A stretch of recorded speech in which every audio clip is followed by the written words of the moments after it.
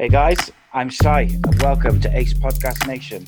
On the channel we have podcasts, interviews, content on a variety of subjects, including mental health, football, serial killers, films, TV, conspiracy theories, writing, music, and much, much more. All of our shows are available in video format, youtube.com/Ace Podcast Nation, and audio at all the usual podcasting platforms. Today's show is part of our very fun series, Unscripted and Uncensored. It's episode number 8. I always enjoy these because once I've done my initial run through and plugs and sponsors, it is just no scripts, no edits, no censors. We talk about anything, whatever the people have sent in.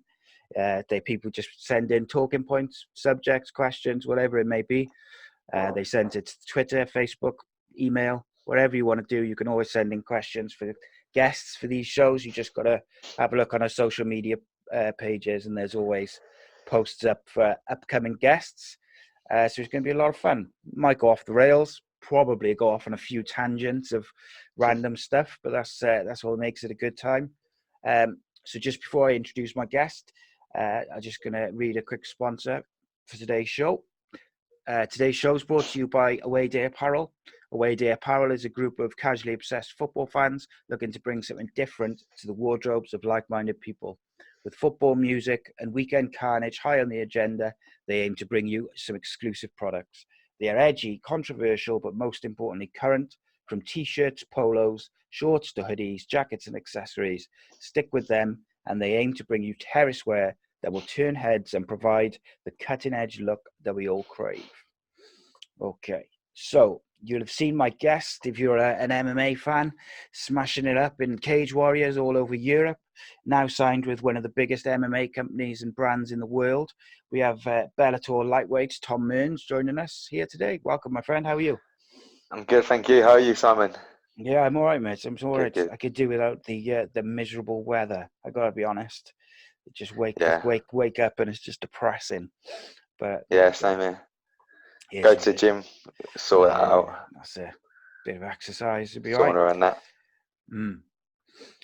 Yeah, I think it's just one of them things, isn't it? Living in Britain, it's just weather. Yeah. Just rubbish. Yeah.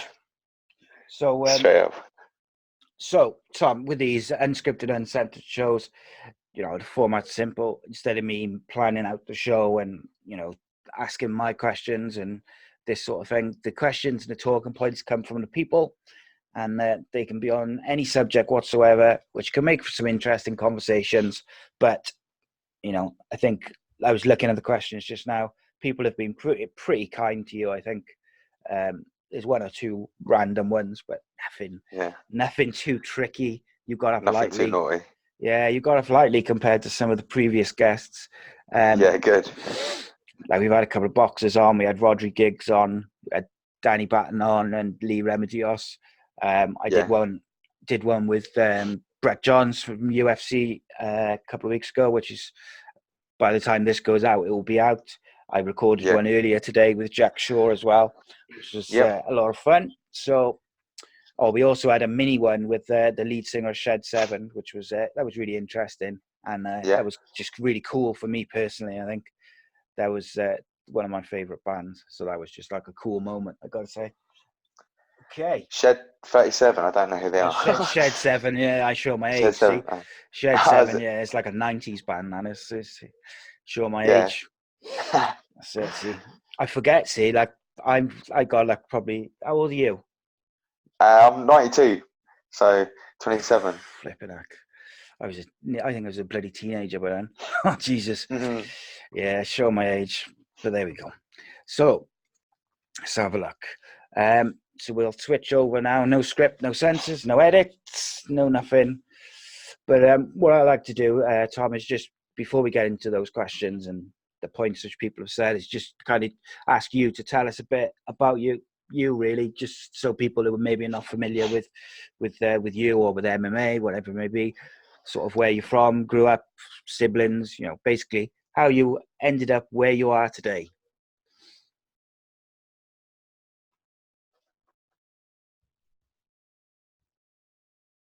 Okay, mate? Yeah, you broke up then. Sorry, I was going to say, I could take that a little bit out. But basically, just tell us a bit about you About and how you got get into where this you were. sport. Yeah. Yeah. So I grew up in Milton Keynes, and like on the outskirts of Milton Keynes, and then like I was born like lived central Milton Keynes, then moved to the outer part. And I have a twin brother, which most people know.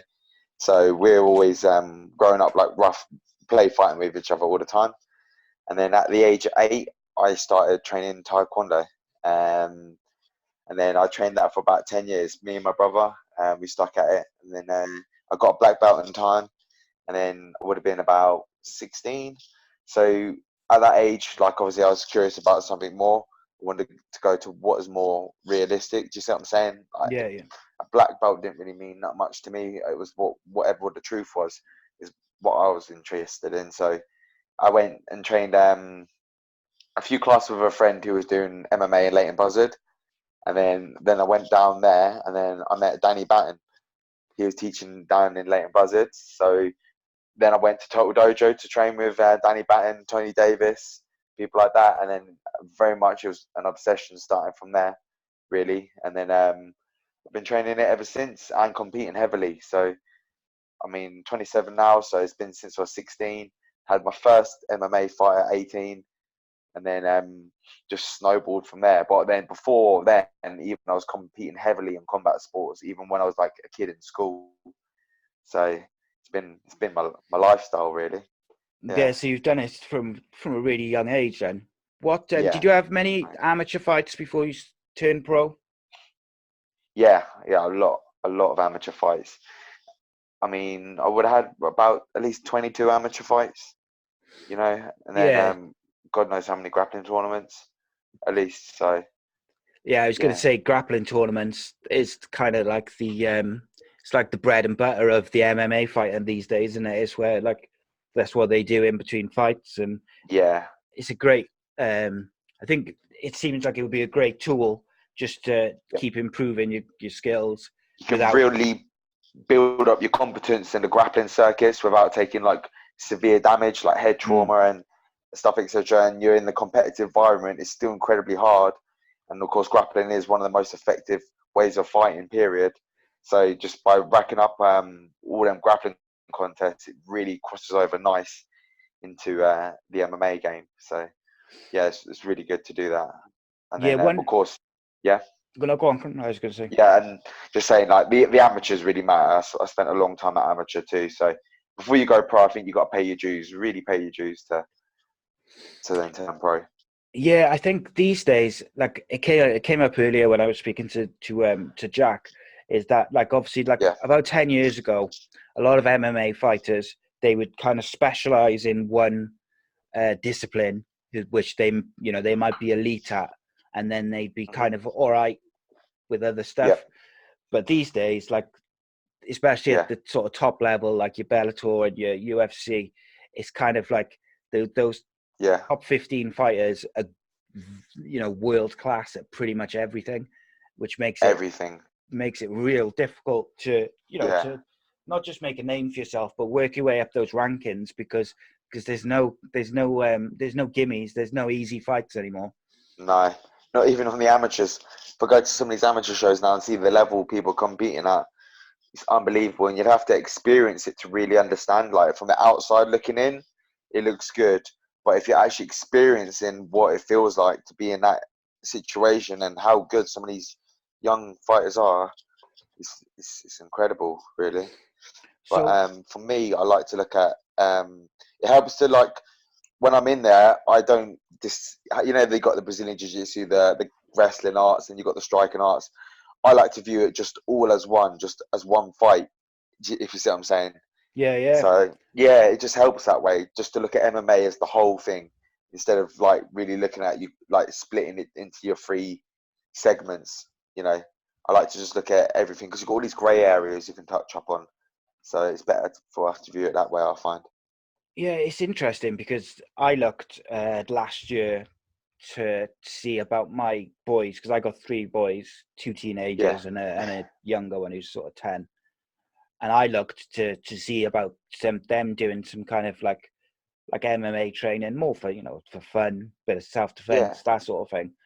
Um, And what I found, I was surprised, was that at least in Cardiff, where I live, there wasn't kind of like an MMA class as such for them. It Yeah, was all like kind of, you could do Brazilian jiu-jitsu, or you could do boxing or yeah, kickboxing or karate, but you couldn't yeah, kind of just get one, which was just like a general, like an overall thing, which I yeah. kind of understand, obviously, because there's so many different elements to it. But I For the was, kids, it's probably good to break it up like that, I'd say. But yeah, like when you're competing at a professional level, just one whole thing. It's just a yeah, fight in the purest sense. That's how I like to see it. But I mean, yeah, it's good to break it down for the kids, and I think it's great starting the kids out in the grappling arts because not, like for them to get stuck in, yeah, when of they're course. striking and that, of course, it's hard for them kids to be mature enough to not really hurt their partners. So Yeah, it's that's a tricky one, isn't it? It's yeah, interesting because I remember, that's just reminded me when I did the show with I think it was either with Danny or might have been with Lee Remedios. One of the questions which he had was that people asking about concussions in kids who do like yeah, boxing and fighting, and how best to protect them, and should they be stopped from doing it. And like, to me, I don't think you should stop them doing it, because they wear the headgear, don't they, when they do yeah, like kickboxing or boxing and stuff. yeah, And fact is, you're just as likely to get a concussion playing full contact rugby yeah, or American football or football. My son had a yeah, concussion from football only last week, so it's like, yeah. It's just you to be wouldn't think smart it, about it. but you wouldn't think it. Like, you'd think, oh, it's fighting, so you're obviously going to get more Yeah, concussion from doing fighting. But it's not necessarily the case, because, like, obviously with, particularly with UFC and Bellator, the big companies, you have to do so many tests before you fight, and yeah, like bloods and physicals and concussion tests and all this different yeah, stuff. They don't just, they're not going to just let you fight willy-nilly and get knocked out one night and fight the next. yeah. Yeah, it's And there's, regulated very well. yeah, and I think another thing which kind of came up today with Jack was that sometimes, particularly when there's been like a brutal knockout on a big show, you will Yeah, get, whether it's like BBC Radio or Talk Sport, they kind of show some ignorance towards the sport as a whole, where they'll be like, oh, it's brutal, and it's just like two guys fighting in a cage till yeah, they're a bloody mess. And it's kind of, you do get some fights like that, but it's not. yeah, And I feel like that does a real disservice to the art and the technique of mixed yeah, martial arts. yeah. If you look at like the injuries again, horse riding, for example, I Brutal. swear it's brutal. And of course, you've got motorsports and that. But it's the risk factor in sports is why you would actually tune into it in the first place. It is the drama of sports. Why do we watch sports? Do you see what Yeah. I'm saying? You watch it for the drama. You watch it for the, and that is something that's so captivating about MMA. But personally, I love it when you see two really competent fighters and they've got the perfect competitive push and pull between each other. Mm. That's what I like to see. Like I've seen some executions and that. I don't like that as much. It's good, but I love it when you see two guys with an iron will competing against each other. They're the contest that I'm in it for, and that's what I Yeah. want for myself. So not Yeah. the don't worry, we're going to get some quick knockouts, but I mean, I like the real competitive fights. I know what you mean. Yeah, Like, not necessarily the brutality of like those knockouts. yeah, It's the technical prowess, isn't it? And the challenge, yeah, and trying to unlock your opponent's defense if they're yeah, a really, if they're really strong Brazilian jiu-jitsu fighter, just trying to work out how you're going to get past that and how you're going to unlock it. And I yeah, can see, particularly as a fighter yourself, I can see why you'd be more attracted to those sort of fights, whereas yeah, maybe Joe Public, who's watching fights and yeah, getting fights on pay-per-view, they obviously want to see like the brutal submissions and the yeah. knockouts and that. But Everyone loves it when you've got two people just pushing each other. yeah, Though, like the Diaz versus McGregor type of fights, Edgar versus Crane Maynard, they're them kind of fights. That's what people really want to see. Yeah, 5 rounds of Yeah, just no backing down, isn't it? yeah, Just like definitely. round for round. Yeah, they are good. Yeah, We've got a question about McGregor and Diaz actually, which we'll okay. get to in a minute. Yeah, So it's a really exciting time actually for British MMA because yeah, there's some exceptional fighters. Like you've got Cage Warriors and you've got people like Paddy the Baddy Bimlet and yep.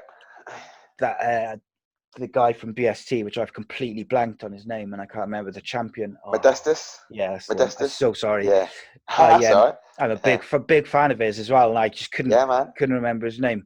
And He's obviously you doing got it. like and you got like Molly McCann, you got yourself, your brother, you Yeah, got like Brett Johns and Jack Shaw, Lyndon Vassell. Darren Till, yeah, Lyndon Vassell, because I'm saying now Lyndon Vassell, the last opponent he beat was up there. He's beat some of the best in the world. So I'm saying that heavyweight title is within his grasp.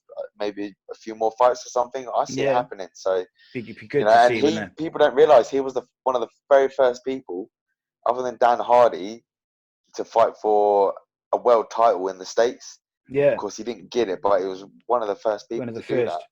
That's wicked, Yeah, isn't it? That'd be great if he could it's get a shot. That'd be really good. yeah, he'll get it again, and then I'll get it next. Yeah, So that's straight it. up, You got like, and obviously like Darren Till's doing well, and you got like yeah, some like I a boy who came up earlier was Lewis Long, who's also in Bellator. yeah. Do you know much about him? I'm very familiar with him. He was on the card that I was on last, so I haven't watched him. I keep my eyes mainly on the lighter weight classes. Yeah, yeah, I'm somewhat familiar with him, you know, so I haven't studied too much of his fights. yeah. I know. I've heard he's like he's pretty good, and he's supposed to Yeah, be he's good, good laugh and a real good character. And what I like yeah, about like all those fighters, like which I just named, like Paddy and yourself and Molly McCann, all yeah, characters, and I think yeah, they all potentially can really push on over the next few years yeah, for it to definitely. be like some of the you could end up with several of those names having some gold in the biggest Yeah, promotions in the world, and I think that's yeah, nothing but it's good. gonna happen. It's gonna Yeah. happen. So okay, so before we get that's what I was going to ask you.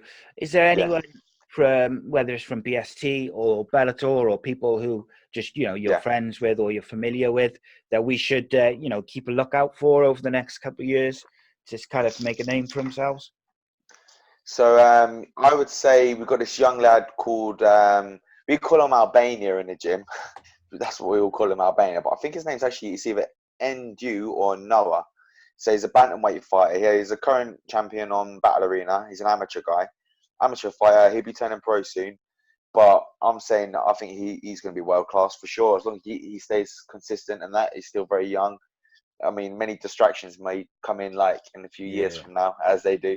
But if he stays tunnel vision, I see him blowing up like really good. He holds himself really well, really competitive, and he's humble for how young he is as well. So, and then I'd say, of course, Jordan Vicenik, he's blowing up right now, yeah, and you know, you say he's going to go far.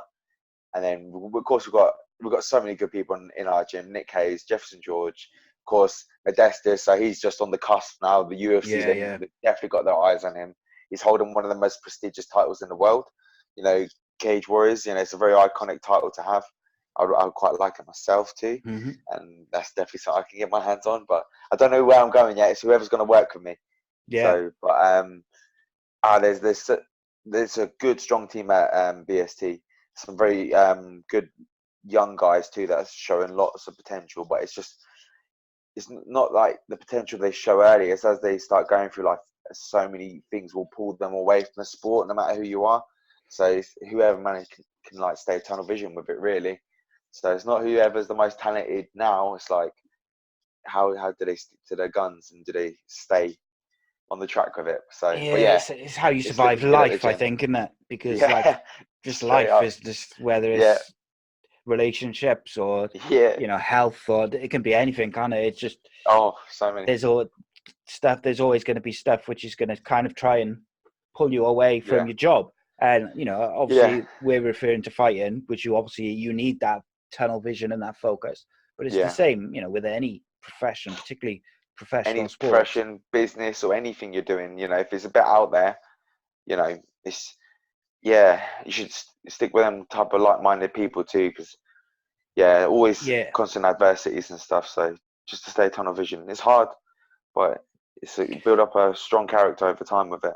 and I think as well with professional sportsmen and women is Yeah, what you'll find is where, particularly when they're in their like late teens, early 20s, is when all their friends are going out on the piss and yeah. doing all the I things made them that sacrifices young. yeah, Yeah, it's got hard work, though, isn't isolated a it? lot. Because Yeah, you I see was your always mates going like, out.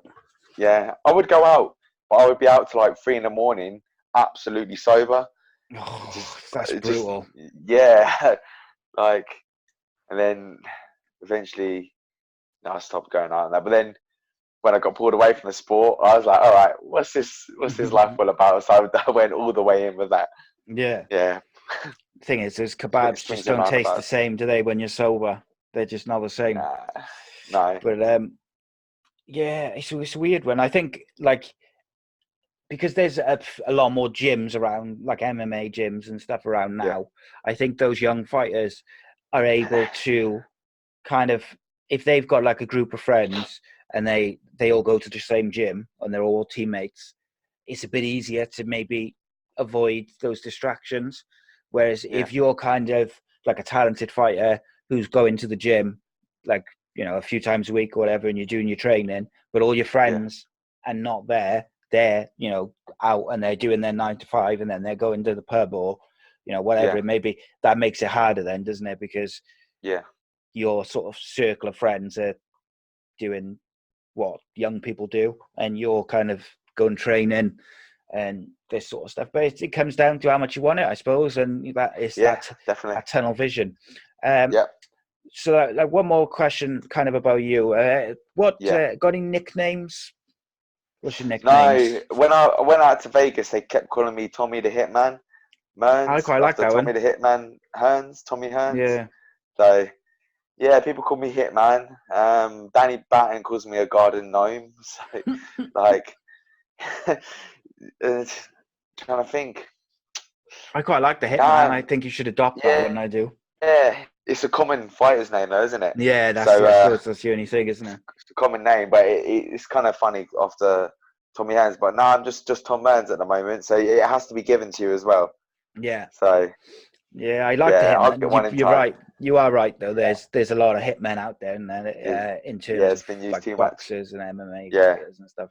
But funny enough, like obviously I do the show with Danny each month where we review the big UFC shows, yeah, and he always gives me an update on you and Jordan yeah, and Modestus and stuff. Like I'm always asking him, just with like we were just talking before we started recording. I'm like, so what are they up to? What's coming up? How are they mm, doing? Because like I'm a big MMA fan, and yeah, like me and Danny get on and stuff. I really enjoy doing the shows with him. yeah, Just going through and like I'm a fan of MMA and I'm well into it. So like to have him come on and do those shows with me and give me the opportunity to have someone on there who's kind of able to give like the real technical yeah, analysis of the fights and stuff like that. It yeah. really, He really does. he knows his stuff. Him and Raymond. Yeah. So we've got a guy at the gym called Raymond Paul too, Yeah, and like their breakdown of fight is. You seen like that film Sherlock Holmes, where there's that fight scene and he breaks it down in his head like piece by piece, like really yeah, scientifically. Just the way they break down fights, techniques, strategies, is just absolutely world class. And I've been like over to the States and I've trained with some of like the biggest names in the sport regarding coaches and that. And I'm telling you, like Raymond, Danny Batten, like there's nothing that the people from like the famous gyms can show me that them two they both can't. You know what I'm saying? Like if not, yeah, they know more. It's just the only difference is they're not famous. That's yeah, it. That's really it. I mean, obviously on the domestic scene, everyone knows who they are. But I mean, I really truly believe we're looking at 5 years from now, their names will be out there like world class coaching. It would be them. Do you see what I'm saying? Like, do you know, that's how I feel. funny enough, I said that to my father-in-law the other day, because Yeah, we were just like looking at the fighters who are at BST, and yeah, there's so many good, real good fighters. And like you say, like you've got yourself and you've got Modestus who's like on the cusp of, he's going to the yeah, UFC. Let's face it. yeah, Um, yeah, definitely. I know you can't say necessarily that he is, but like I'm I saying feel it. that I I think feel he it. is. Yeah, And like then you've got Jordan, who's looked so impressive. yeah. Look good in his last fight and a fight before. And Really then sharp. underneath, like you guys, you've got like the younger ones who no one knows anything about yet, which are obviously Yeah, gonna come up. in time. Yeah, Indeed. So what I normally do with when I've had fighters on for these shows is I yeah, start with the MMA questions, yeah, and then we move to some of the more random stuff. But just to mix yeah, it up a bit, I think we'll start yeah. with some non MMA questions, and then we'll Okay, move because yeah, there's literally loads of MMA and combat sports yeah. questions. Um, so what sort of music are you into? Oh, everything, everything. So, like, I love music. I'm like addicted to it. I listen to it all the time. I love hip hop. I love R&B. I love UK hip hop, grime, all that. Indie, kind of like rock, even some old 80s music and stuff. But when it comes to training, I need like hip hop music. That's what Angry does it for music. me. Yeah, not always angry too, but something with like a hard bass line. Yeah. Um, yeah, I love R&B and hip hop, really do. But yeah, I love my music for Best rapper everything. best rapper of all time. Oh, I can never say best of all time, but I could probably give you like a few of the best. I'll just say, let's say Tupac.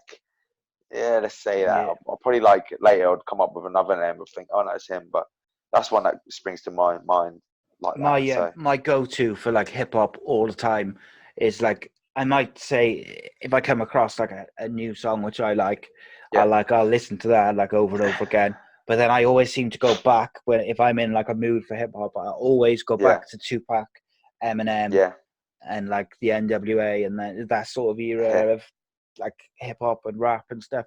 I always go back to it. Um, yeah, and I'm kind of similar with bands as well. Like I might yeah, like a few different songs and stuff, like newer stuff, but then I'll always kind of go back to like Oasis or the Stone Roses and that type of yeah. genre. But part of that's my age as well. Addicted to music. I listen to it Yeah, all the time, I'm the and same age. every genre, every genre. Like I like everything. Well, not Yeah, everything. It's, I if it's a good piece of music, it's just good. Doesn't yeah. matter what genre it is to me. Yeah, Yeah, I used to say, like I like all sorts of. I'll listen to any music once, and I pretty much I could probably find like a pop song which I like, or a cheesy pop song which I like, or I can find like a hip hop song I like, or rap or whatever. I can find dance music I like, but I used to say yeah, I don't really like opera music or like that type of music. But then yeah, I had a film composer on my podcast, which was his name is Ross Gilman, and what he does is he does the scores and the soundtracks for like films and TV and adverts and stuff. And it was really interesting conversation, like just speaking to him. But as part of the interview, which I did with him, I'd obviously researched him and I looked at some of the stuff he had done to ask him yeah, questions. And I found myself listening to some of the more sort of operatic songs that he had done. I quite liked them. So yeah, I can't even use my old sort of go-to answer for that, which was I like anything except sort of classical and opera stuff, because now I yeah, found that sort of stuff which I like. So do you listen to different music depending on kind of what you're doing? yeah, yeah. Definitely. When I'm training, it's always hip hop. Yeah, different songs to suit different moods. I like a good R&B song too. So yeah, And then it's and then you listen to Take That when you're cleaning the houses and you're dancing around. yeah, I love a bit of take that. Who Yeah, doesn't? straight up.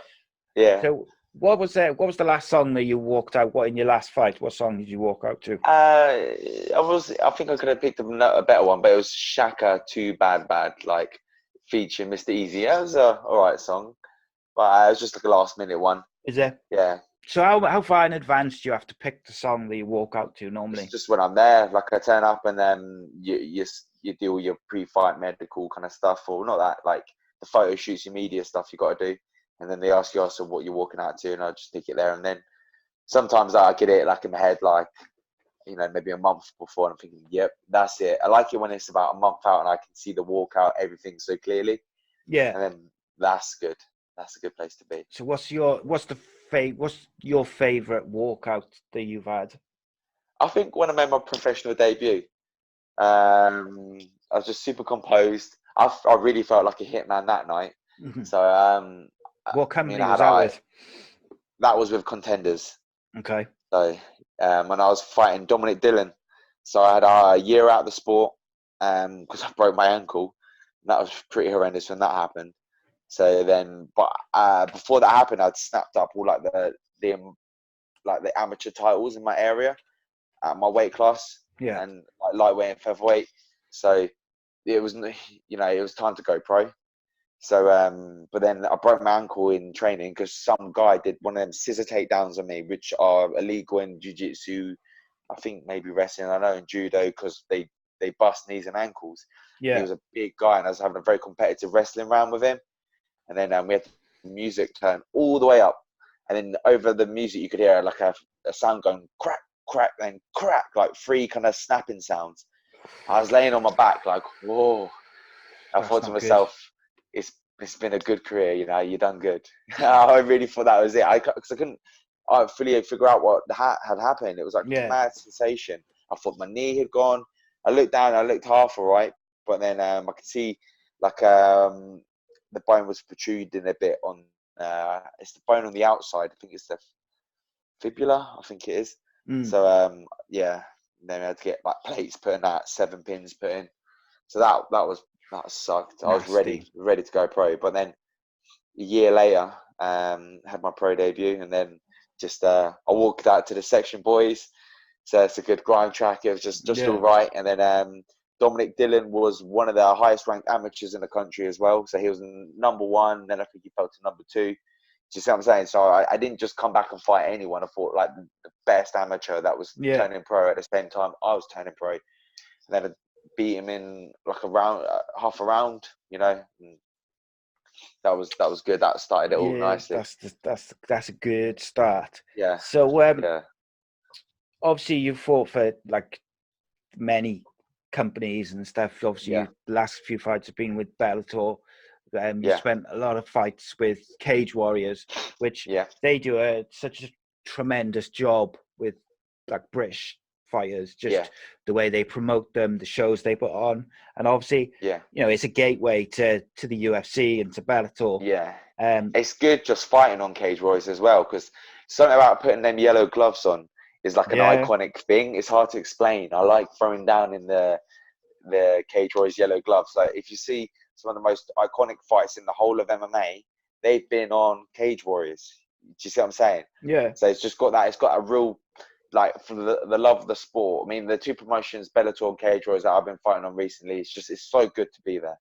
I made the sacrifices to be there, and it feels so good fighting on them platforms. And I always have a good time every time I fought on Cage Warriors. you So fought at the yeah, the studio, the BT studio, when they do the shows yeah, from there. What's that like? I Because done that's got to be that was different. good. It was. The production was really good, actually, really good. It looked great. The atmosphere was really intimate, but you could hear the support as Like the well. individual Yeah, the individual voices and of the yeah. crowd. Because how many does that like seat for Not audience many at members? all. It's only I probably would a like couple of hundred, to. isn't it? Yeah, not even that. I don't think. Maybe, but it was such a small crowd. But it Yeah, was I really enjoyed it on that show, on the Cage Warriors Unplugged. Now, I would definitely like to fight on there again. At the time, though, I really had to just completely improvise with that whole entire fight. I was not fit to fight. I couldn't even make weight, which I always make weight, and it was my lack of fitness to be able to compose to get the weight down yeah, because I couldn't do my road work leading up to my fights. So I've always been known to have great cardio, and it just wasn't there on the fight because my ankle was absolutely busted. It was just, Oh, I couldn't believe it, but we winged it, got through it, and a tough guy who was expected to beat me got that W. So that was nice getting back in there.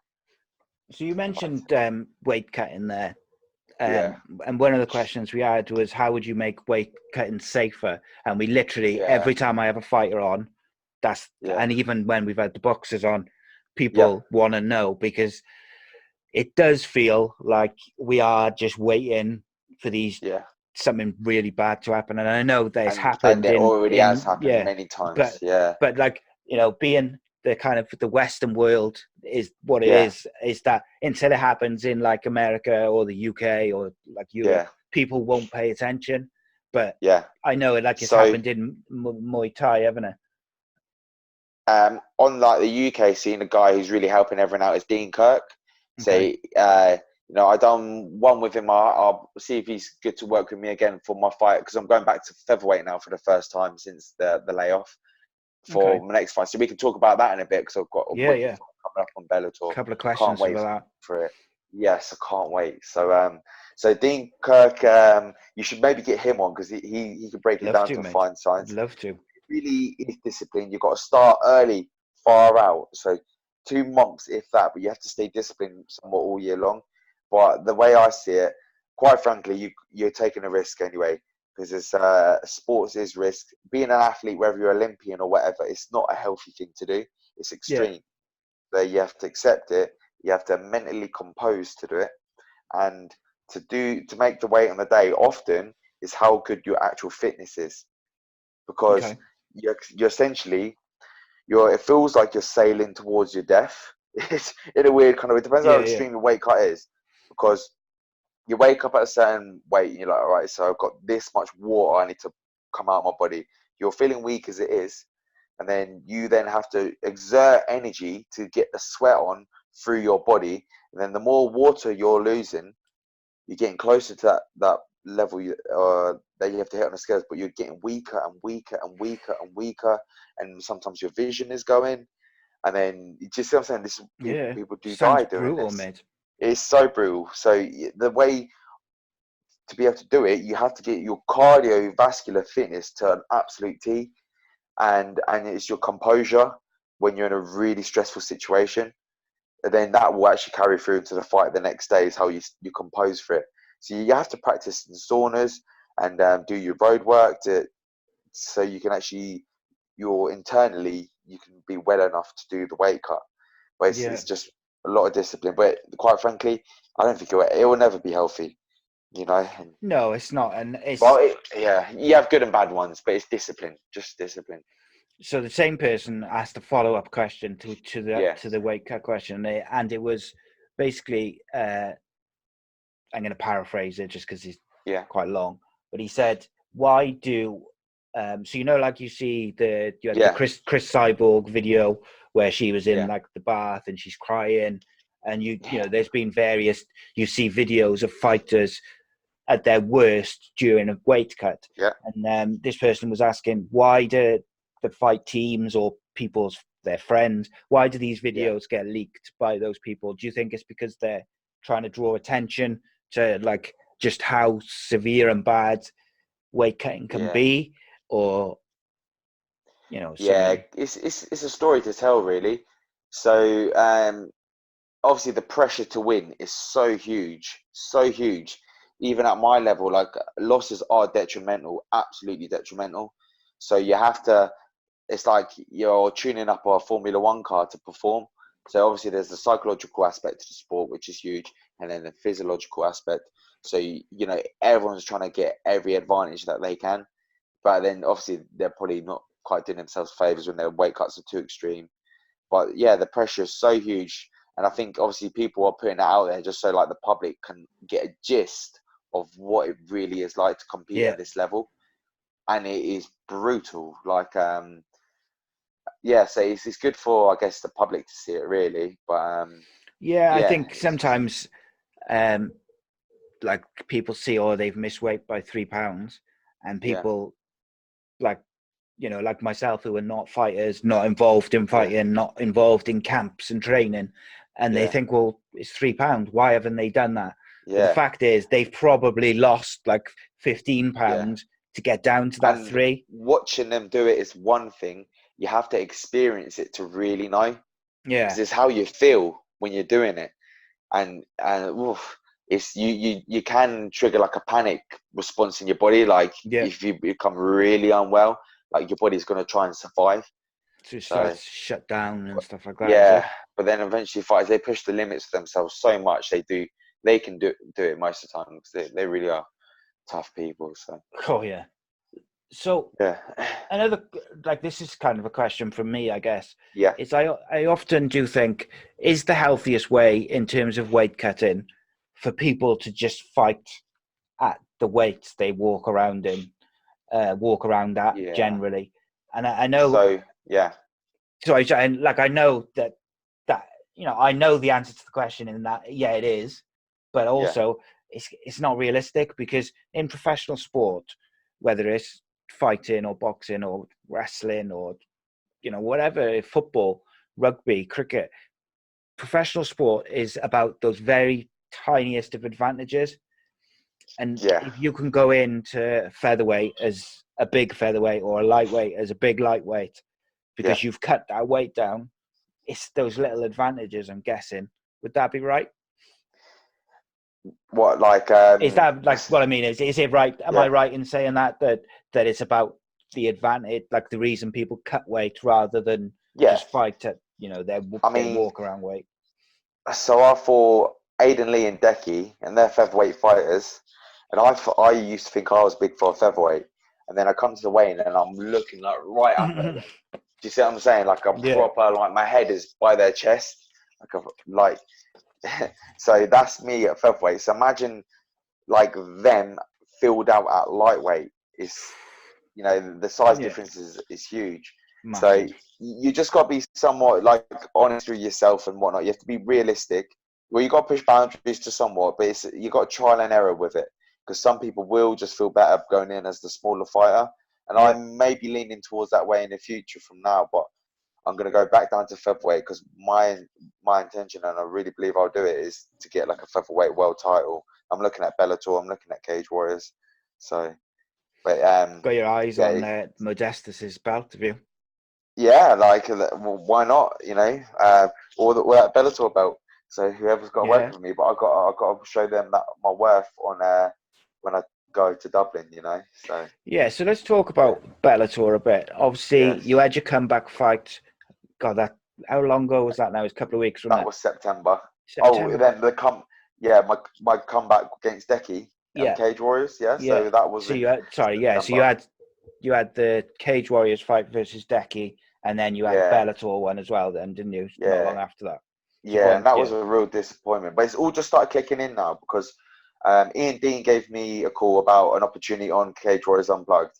yeah, I just started training again, but I was pretty much still off the couch, if you see what I'm saying. Then I had yeah. about 6 to 7 weeks to get down. So I was like, all right, let's do a catch weight, because, this is like, I'm pretty much just off the couch. So then I just zoned in on the fight. Injuries happening in the fight camp, obviously, because I wasn't ready. And Mm. then, so I pretty much just worked out, got fit, but then all that experience from the past, I know how to fight at the end of the day, so I got that W. But I look back, the performance was pretty good, actually. Could be better. So then I went back to back fight camps. Opportunity come from Bellator against Jeremy Petley, and then we went with that. It was great to be back at Wembley, but then the fight was just so boring. Have you seen it? Yeah, yeah. I watched it. I didn't watch it live, but I watched it, and I Yeah.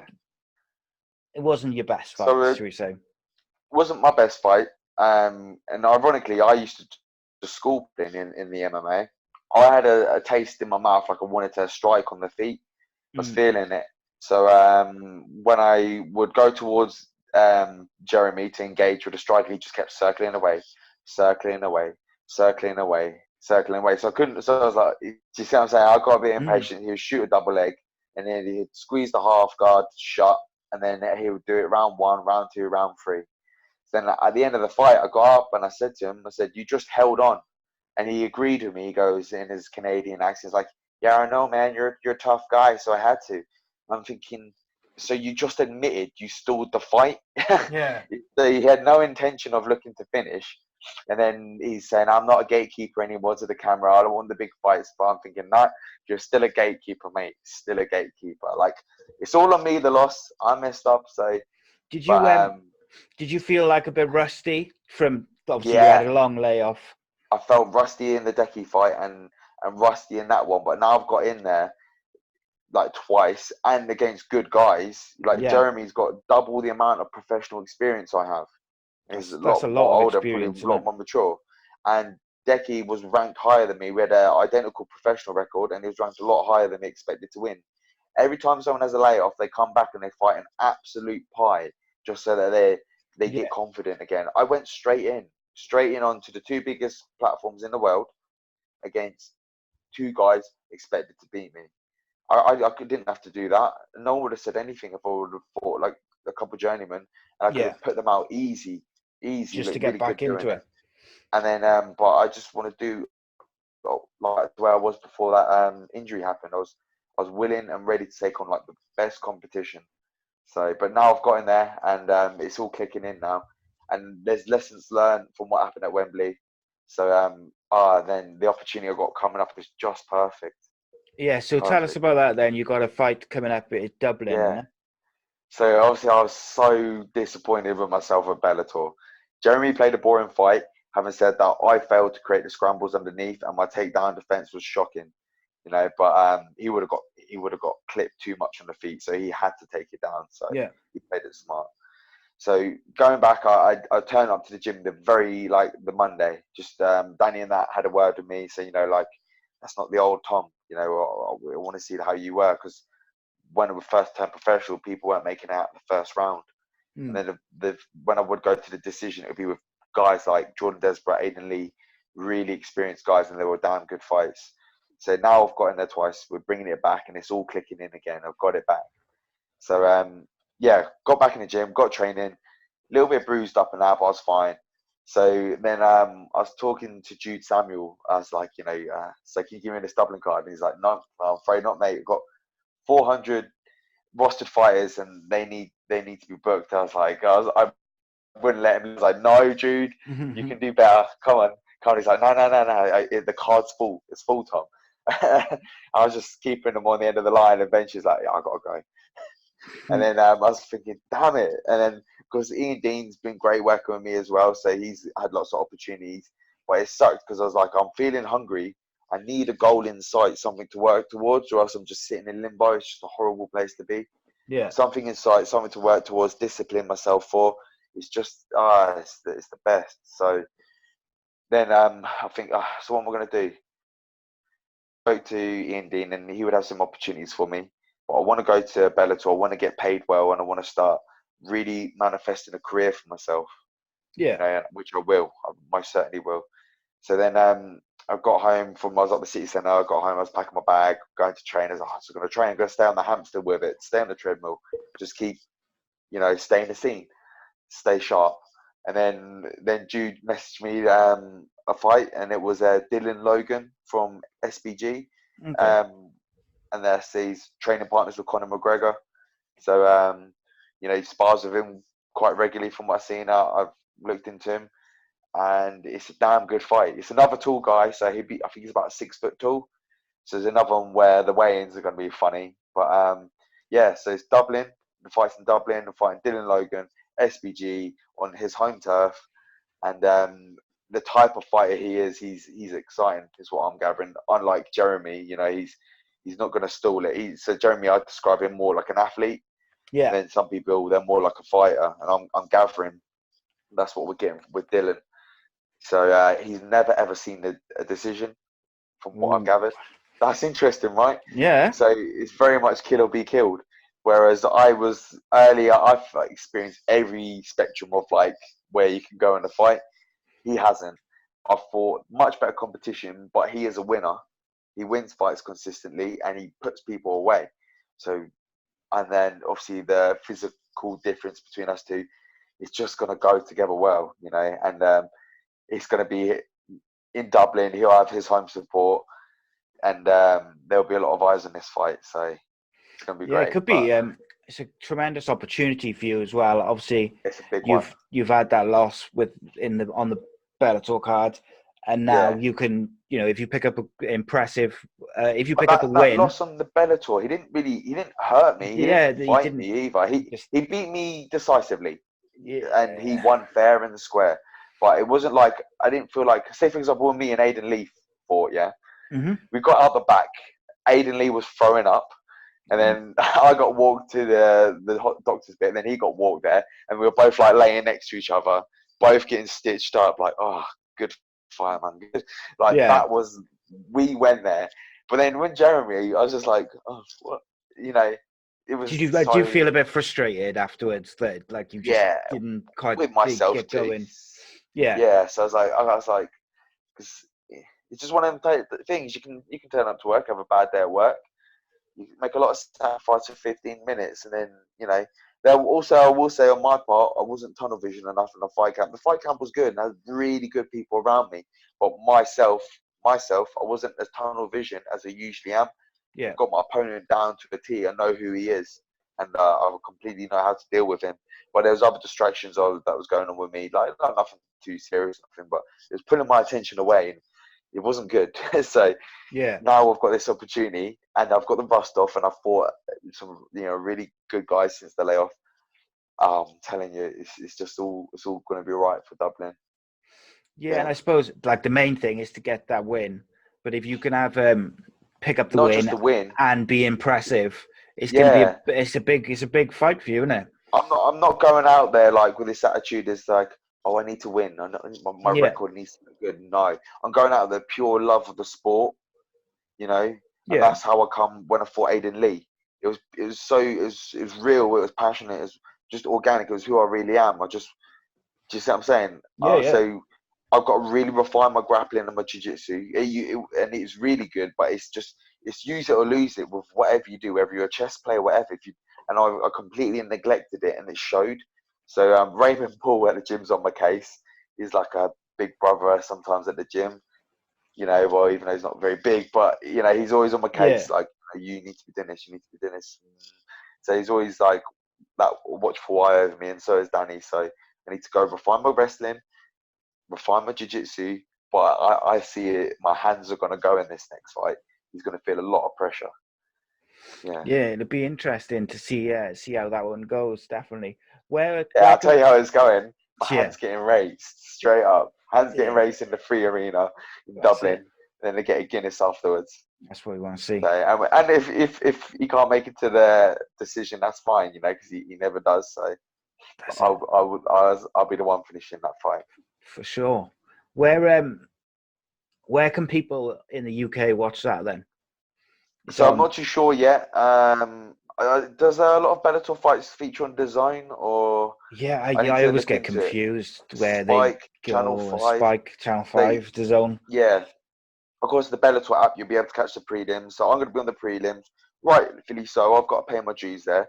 Yeah, You know, I'm going to get through this fight. I'm going to put him away with style, and then I say, look, let's get that next contract. And I want to compete as soon as possible after that. But this fight is just for pure love of the sport.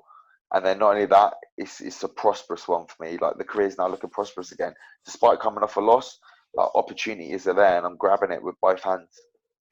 yeah. The other thing as well is like you just got to take the opportunities when they come. And I think with Yeah, like fighting and boxing or MMA is yeah, because people can pull out fights or they can. yeah. You never know when you might get slotted into a title fight or a interim title fight or something, or like, Yeah. you know what I mean? Like you could have a really Also, impressive you just performance got to and catch then your wave. yeah, If you see what I'm saying, like, there's so many variables to the game. You should be consistently winning, and you're gonna take losses, because if you don't take losses, how do you really know what you're on about? And mm, that's not even in MMA. To understand the sport to a deeper level, you have to take losses, but you should be winning consistently. But then, if you stick around long enough, you got enough grit, you will catch the wave eventually. And like, examples are like the Diaz brothers. Like, obviously the fans always loved them, but I'm not too sure if politically, like, there were people wanted to push them yeah, on the scene, but they stuck around, and then before you know it, the biggest fights in history, that they're in it. So, stick Yeah, around, spot catch on, the mate. wave. You know what I'm saying? So obviously we've mentioned a couple of times your injury. So we had like a couple of questions about it. So the person said that obviously you went viral in For all the wrong 2018 for the reasons. wrong reasons, where Oh, you suffered a horrific arm injury yeah, at Bellator 200.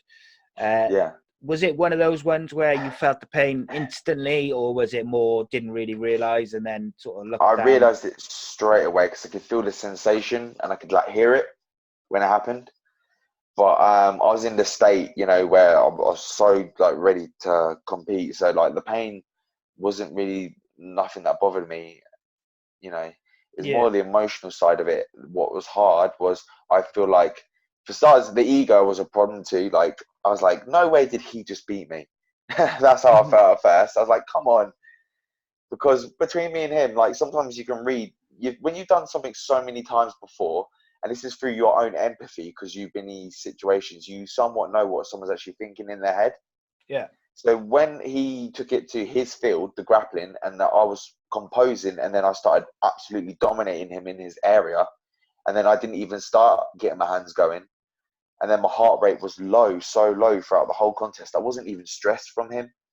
So a sheer miracle happened for him, and I could feel the relief. I could just feel it instantly. Like it's like I just beat him. Like that's how what I feel like. It felt like I could read. Like you could pick up on someone's energy. Yeah. Um, and but then that set him up nicely. Before you know it, like a couple of months later, he's fighting for a world title on Cage Warriors, and I can't help. I see like some of these articles that went out. They were using my name to promote him, like he beat, As if and it he'd was beaten you. like yeah, and it was saying that he beat me in with the most horrific stoppage in MMA. So if you're just a local fan reading it, you'd be like, oh, he just Yeah. destroyed He Tom Mearns, but he busted didn't. his arm up He and got schooled throughout that fight, and then and the reason why that happened because my arm was fractured going into the fight. did you But know it that? was Did you know that beforehand? I knew I was injured going into the fight. I didn't realize it was to that extent because, like, you're in that frame of mind. You're always just like brushing things off. You've Yeah. just got that will to work. You want to achieve, and you get blindsided. So, What was but the full injury once you had it all actually? yes, so there was like an avulsion fracture on that, but it was the ulnar and radial collateral ligaments. They had ripped completely off the bone. So Oh, I it's mean, that if it nasty. was because a break would be okay because it calcifies in six Yeah. weeks. Do you see what I'm saying? Just a And you could clean just break's rub out the better, isn't it? scar tissue. Yeah, but ligament damage, you're looking at. I mean, well, they don't just Yeah. regenerate, do they? They like half a year for them to start like being better. But really, you're looking. They'll still be healing now to somewhat. And they have been reattached with like sutures dipped in collagen. Then they had to shave the bone down and then stitch into the like drill it into the bone. So they're obviously artificial, so they don't regenerate like a normal ligament. So, So but does that make it difficult, kind of recovering from fights and yeah, sparring and stuff like that? it will never be the same, but it's good enough to do the job. I don't really even think about it too much anymore. I'm, I'm doing really well on my grappling runs and that. Yeah. Sparring well, boxing good. When it happened, I was like, oh no, that's my left cross gone and that's my left hook gone. And they were like my money shots. Yeah. But that's all back now. So, and Nick Ferran was the surgeon. He done a great job on it. The movement's great in it. It's great. It's just, I just have to nurture it a bit more, look after it. But you know what? It's good. It's good. What was mad about that was that like your arm is like effectively snapped. Yeah. The refs called like stop the fight. He's called for help. The Yeah. crowd have then seen the replay on the screen because obviously they can't see in real time because of the cage and Yeah. stuff. The crowd have Yeah. seen on the screen the replay. They've all gasped Yeah. and kind of seen it. Then, like to Yeah. everyone's kind of shock, you kind of just stood up and aided and went and Yeah. stood for the result announcement. And Yeah. I remember watching the clip and just thinking, fucking hell, balls of steel. Yeah. Like just to be able to just like you didn't seem to want to kind of be No. helped to the back and.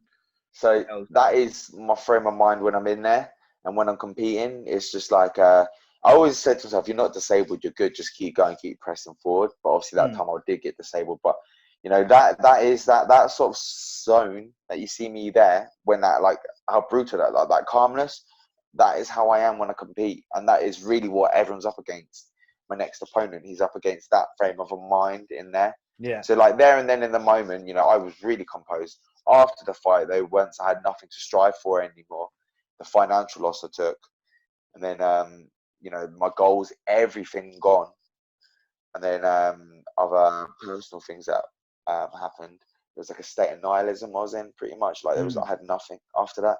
So that was the hardest thing to deal with. But other than in the sense of a fight, it's like I've done the dance so many times where I've been in like really. I've had some like my amateur fights were really brutal. So I just compose. You see what I'm saying? Yeah. Composure. It's I wasn't even that freaked out when it happened, but it's just then after like I'm waiting like obviously on the NHS to get surgery. It takes months, and I wanna work.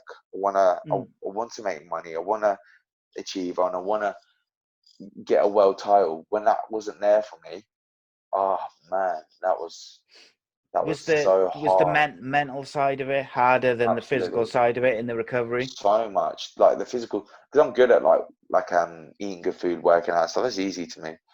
But you know what though, I've had like lots of adversity as well, just like anyone else. But that one really taught me so much more about myself, like things that bad things about myself as well. So yeah, I had to go through that, and then I had to decline mentally and go backwards, and then go completely into myself where I wasn't even talking to anyone. I just like I was struggling after that. So but then when I come through it, and then like obviously I was down, like really down, and then obviously in the type of field it's in, yeah, if like some people they would be celebrating it, especially if you are looking like a threat on that kind of circuit. Do you see what I'm saying? So yeah, you do feel pretty lonely in that, and other things that happened. Yeah, I was really struggling. So someone said to me like, "Hey, you need to go on antidepressants," and I was like, "No, never," because you're actually depriving yourself of an experience. In my opinion, that's just only my opinion. No one's going to budge me from it, and I don't care if anyone agrees with me on it. It's just how I see it. If you're going through it, you're then you've got something going between you and yourself that you have to figure out yourself. So if you go for any kind of drugs or anything to help with whatever, I think that's robbing you of an experience. So like since that's happened, on a mental level, I feel so much more mature, Come a lot sooner than it should have. Like I took way too long because obviously I love my friends, but we start spiraling down really hard as well, going out and that, it's, Yeah. you know what I'm saying. I was going out a lot after that, Yeah. not doing what I should be doing, weren't turning up to work, and just didn't care. And then, but then I learned so much. It's hard to explain. So I feel mentally I'm so much better for it, going through it, and it's so true. The thing is, I always Seriously. think like with And I was like before it, I was always so confident and so cocksure of myself. Like not cocksure, but like in the sport, like I really believe. And then once that happened, like everyone was like, "All right, so you're just naive now. You weren't really gonna go all the way with this, and you finally got to the big stage. So now it's time to pack it up." People like that to me. I was thinking, so it was really hard trying to stick to my guns on what I said, and I still did. And coming back from the injury too, I never once got tempted to start taking like the Mexican supplements, what they call them. Do you know what I'm saying? It just rode it out. Took time. I left the gym. I fell out with some really close people to me, So and then one reason why I was really struggling because I was self-assessing myself all the time. Once I had, so I was it went really quiet. But then I learned loads about myself and other people. It was good. No, it wasn't, but there's a good side to it. It's in hindsight, like the aftermath can be good, kind of, because you can learn about yourself and you can learn about other people. I think I always say, like, to myself, is that you learn so much more from adversity and losses and things going wrong than you Yeah. do if everything's going right. And I Yeah, at think, that time I couldn't see the point in that one though, because like, I've yeah, taken yeah, losses of before. course. I didn't need nothing that brutal because I want to climb. I want my career, but and then hell yeah, I got through something that should have, like, I know I'm really about it. That was a sure good opportunity to say, look, I'm done now. I'm not really about this, but no, I am, because Yeah, I couldn't understand why it meant so much to me. Why I couldn't just say, oh, I wish I'd done very good things in the sport. I could have just moved on, and put my eggs in another basket. But it clearly goes to show what I am really about this sport. It does mean something to me. So, and I fully deserve a world title now on yeah. Bellator. Well, the So, thing is, though, yeah. it'd be So, like when you're the champion of the world, is hell yeah. you'll look back at like that's like your sliding doors moment, isn't it? Where Yeah. you could have packed it all in and said, no, I'm done. I've had a You, few of them as well, though. But yeah, but that one was really and hard, that's it. especially on the platform it happened on. Yeah, and that's it. Yeah. It was a big, massive show, wasn't it? It was Bellator 200, and you know, Hmm. if you would Yeah. like, it's I guess I would imagine that you were probably thinking, if I'd had going into it, maybe like if you'd had a mega impressive Yeah. performance at that show, your name's out there in it worldwide, Yeah. even more Just so. even the win would have set me up nicely. Like, obviously, you would get that winner's purse. It would have been nice. Yeah, Then I would have been doing so well. Like, I would have been on, the next opportunity. I could have like took a little bit of time off to reassess myself, got to work, start saving money and whatnot. But then that all went tits up. So then, yeah, and as then it does. I Such obviously is life. I done a lot of naughty things as well after. So, you know, but it's good. All like Gotta character learn, haven't you? building, Gotta learn. Yeah, 100%. makes you a better So person. So I'm so happy to be back. I can't explain how I feel about this fight coming up in Dublin. How but happy it makes me. you could tell just by speaking to you. Yeah, Um, like I've spoken to you on the phone yeah, earlier on today, and we've messaged back and forth. I haven't really spoken to you before that, yeah, or at least in person. And like I can tell just by speaking to you, like not just your, yeah. not just like your enthusiasm for this particular fight, but your passion for And MMA. I truly feel confident about it because I'm looking at back everything that happened, like from my whole career, from where it is to now. Obviously, like, it's not a major success story. I'm not like getting, but I'm on the world's biggest platform. No shortcuts. Like, it was all through the hard, like the rough, like amateur scene coming up. Never once ever cheated in the sport, or do you see what I'm saying? Like, and when you see Yeah, like how much pressure I'm under, so like it's like I got true confidence when I'm in there. I'm not naive as well, so like I know how cruel, how unfair it can be. But like when I step in there and I'm at these venues and that, and I see like greatness around, you know, mad respect for all the people I see there too. But I truly feel like I belong, and it's yeah. so true. That's how I feel. So, oh So man, just bring it on. when you think about like the adversity which you've had Yeah, with injuries and as in life yeah, generally, does it yeah, frustrate you when you see people uh, like what's his name doing the blood, being suspended for blood doping and yeah, PEDs, yeah. like Really bad. TJ Dillashaw, wasn't it? Yeah, And like he's had I got a lot to say all about that. Yeah, all the opportunities in the world to be yeah, like he had the UFC really behind him, pushing him as yeah, the double champ. They gave him yeah, they let him fight at different weights. yeah, He had the power of the machine behind him, yeah, promoting him, yeah. which meant that he gets more opportunities financially, sponsorships, media, all this different stuff, but also as a fighter Mhm. promoted.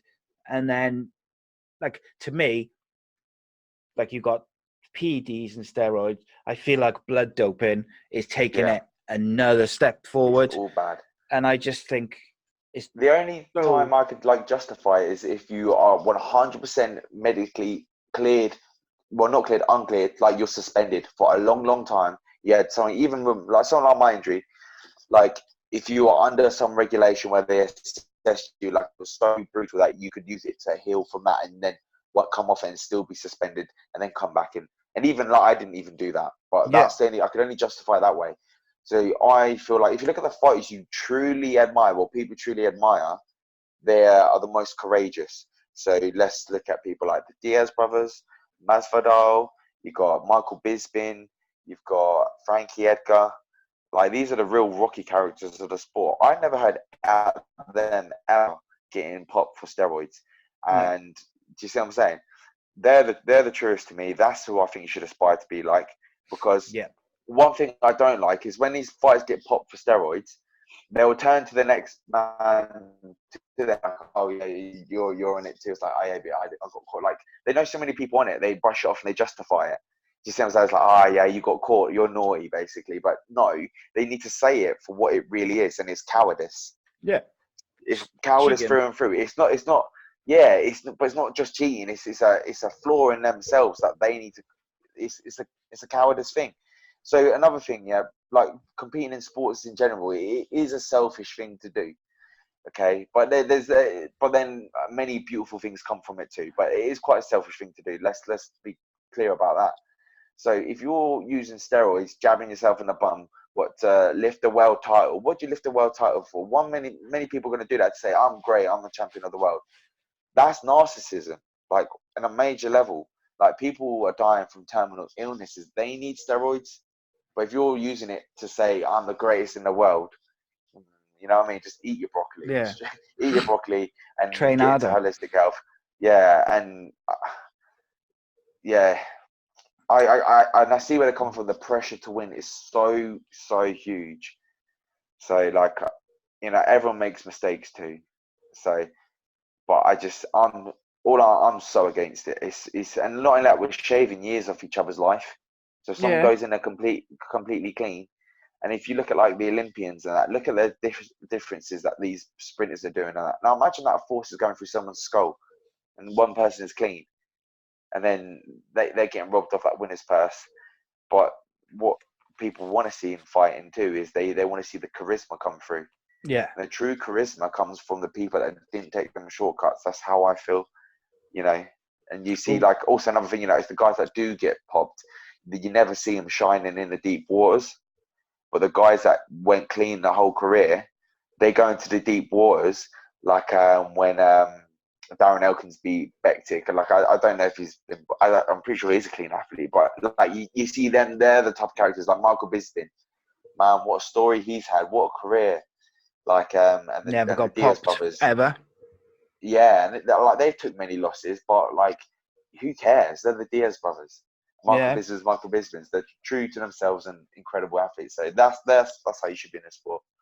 When I spoke to Paddy Pimblett, like we discussed, we talked about this stuff, and like his view of it is as well was that like when you fight, whether it's boxing or MMA, you put your life on the line because it does. And some people will say that's a bit like dramatic and that, but it's not, like, because you only need to get cracked wrong or land wrong on your neck or your head, and it's game over. And then, like you just said, if you've got someone who's like roided up and the other person's not, and it's, I don't like it at all. And I just think like you could, like, that extra bit of force, that extra power, that extra stamina or whatever you want to in training, that could be the difference between, all right. Like, let's say people need to speak out against it more too. Like big names like Paddy, the Diaz brothers, because then like things trend too. Like, people are like very pliable in their head. Like, you'd be surprised, even like a super strong fighter, they're not like the most always look the strongest like head strong people you ever see. Like, they get persuaded to do things. So when you get like real good role models that have good style and that people want to be like, and they're saying, look, don't be a pussy, don't use steroids. Yeah. People are like, no, I want to be like him. I want to be real. So like, and like people are like, it's good when you get the real good names talking out against it. So yeah. One thing you could say about Paddy is he's real. He is. He's just a real dude. He gets a lot of he fought really good guys, really young. Like, from one fight to the next, I see that. And he's real. Yeah, definitely, man. There's a lot real ones out there. No, that's it. Yeah, but they're really pulling the wool over the public's eyes, like, because public, they don't have a clue. They just refer to as cage fighting. Whoever's got the biggest kind of, like, they don't know. You have to experience it to really know. But yeah, Well, he's prime example with Paddy was he's been out for 18 months with injury yeah, because he didn't want to pull out of a fight because he was injured and he didn't want yeah, to pull out, and then he took his loss and he lost his yeah, title. Then he yeah, had a lot because he didn't pull out. His injury was worse. He was out for longer, yeah, and then he had his comeback fight scheduled for a few weeks back, and the guy hmm came in. The guy did take it on like late yeah. notice, but he I'm came in familiar with like him. 13 pounds overweight, Yeah, and it's like, he knew a week out, he knew 2 weeks out, he knew a couple of days before yeah, that he was never making that weight. And the yeah, thing is, because he came in late, if he had said, "I won't be able to make weight, but can we do it at this weight? Can we do it at catch weight?" Paddy would have done it because he wanted to get back fighting. He wanted to fight, yeah, and it's like I just feel like that guy kind of used it as basically a trip over here to the UK, yeah. had a few weeks, People want and that fight too, but yeah, yeah. And the other see if thing, he could yeah, agree. people won the fight with Paddy, and also Yeah, I think what wound him up, which set him off on Twitter and stuff, was that when they yeah, did the weigh-ins and the guy weighed in, I think it was 12 or 13 pounds over, he sat yeah. down and started rehydrating and eating Yeah, rather than going in the sauna or trying to like lose yeah. a bit more sort of thing. But Have you spoke to Paddy? yeah, he's been on the show. Yeah, He came on before, which was loads and loads of fun because yeah, yeah.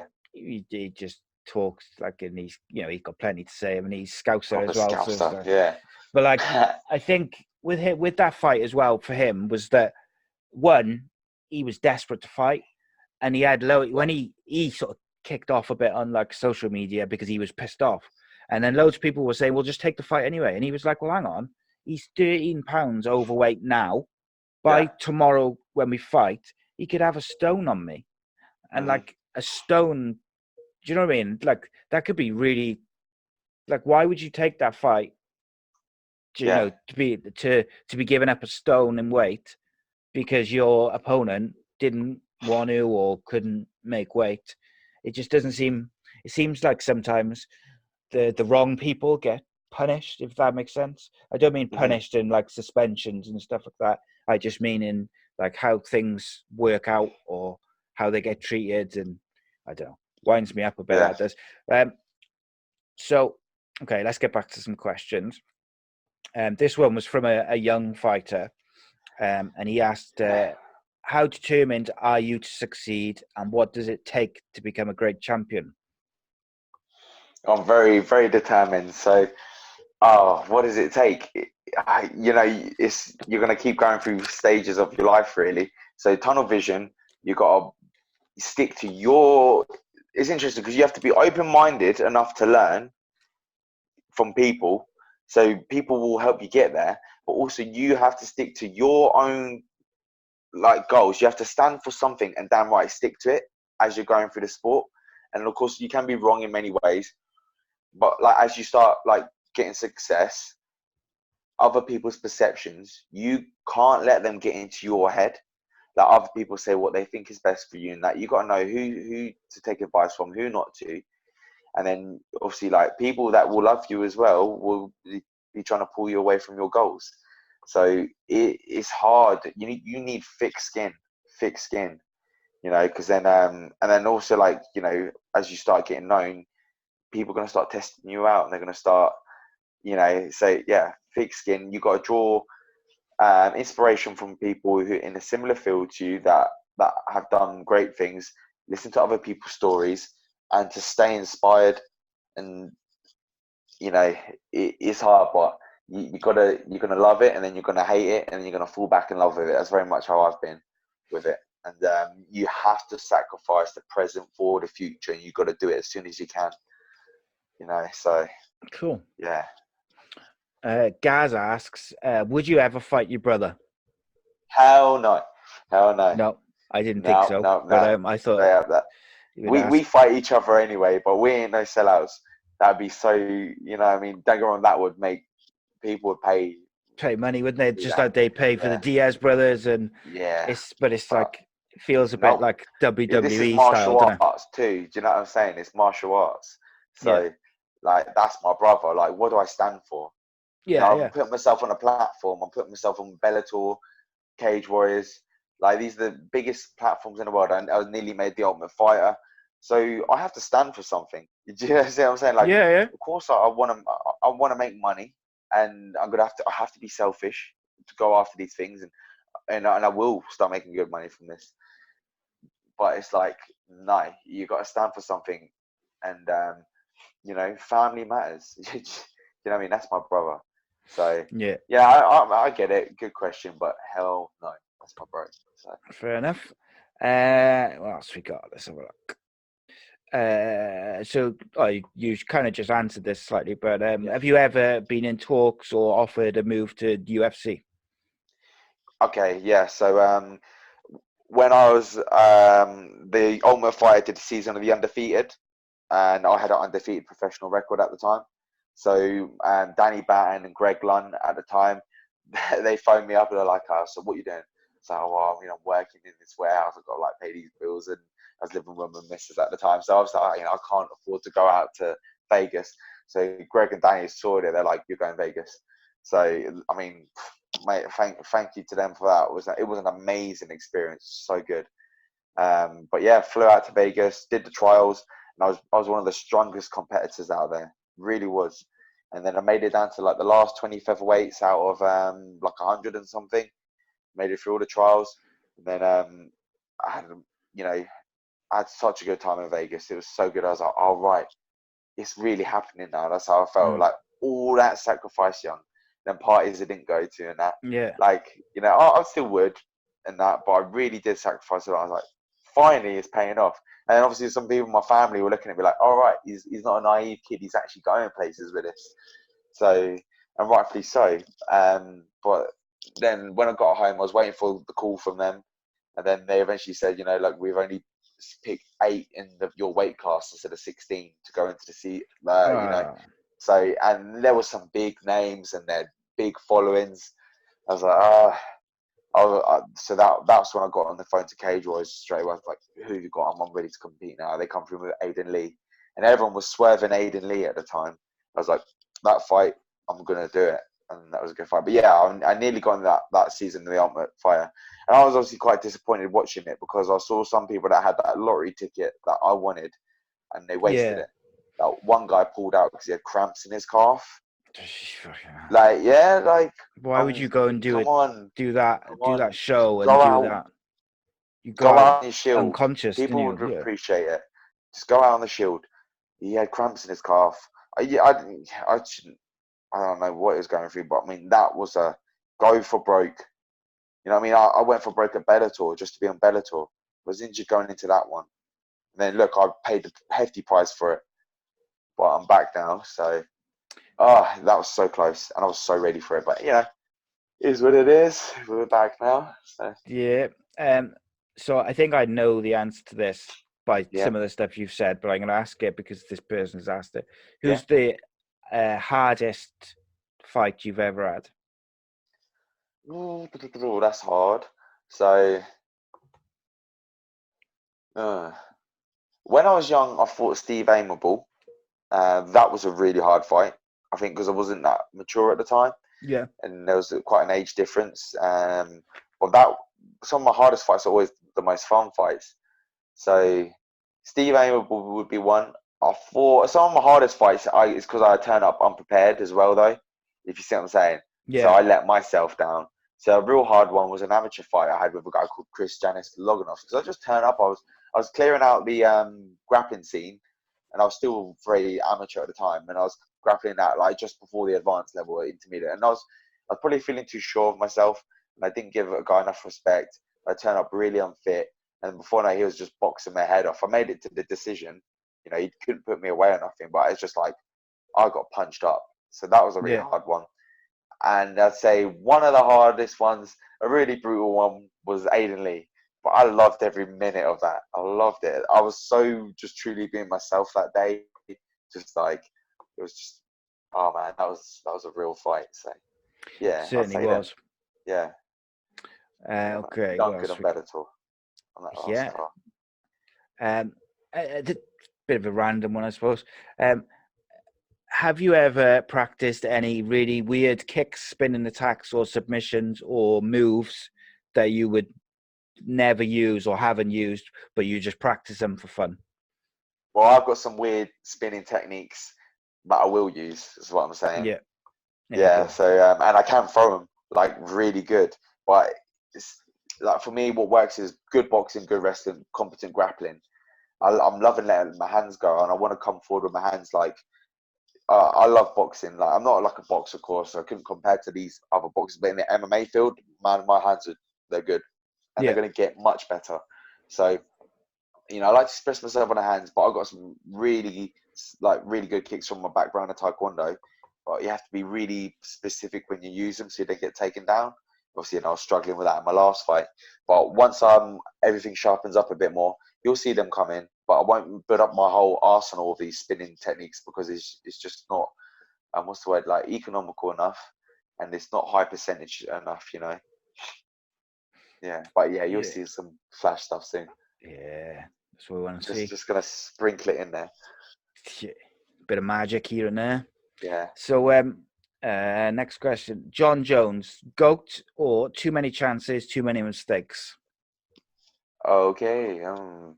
I say I will never have. I will have like a handful of fighters that are goats to me. I can never give an overall goat because there's just too many variables regarding on what the weight class is looking like, Yeah. the physicality. And when you've been fighting so long yourself, there's other things that you look at fighters that you might like. Some of the best in the world are probably the ones that are like maybe physically not very good, and then I think, well, he's incredible because he can compete at this level despite his shortcomings, which may be his physicality or whatever. But I mean, he's up there as he's a go. He's a bad boy as well. He makes mad he's in trouble a lot. That's just how he is. But he's up there. I know he's been popped a few times, but I think even if he didn't, he's an incredible athlete. If he went into any other sport as well, he just would have been touched that into gold as well. So yeah, he's up there.